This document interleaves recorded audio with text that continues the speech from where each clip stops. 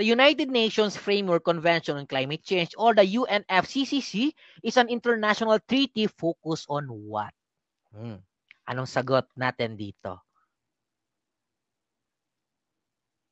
Alright. UNFCCC.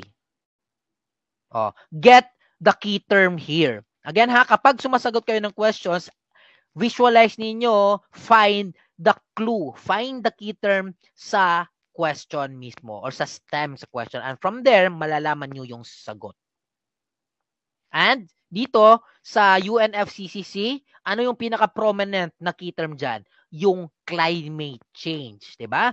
Climate change. Basta climate change, what we are talking about that one. Ano yung inuusap na ano yung pwede nating ma-associate sa kanya, 'di ba? About global warming. Basta global warming, we are talking about the greenhouse gases.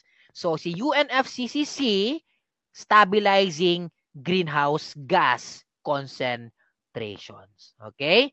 Again ha, UNFCCC stabilizing GHGs.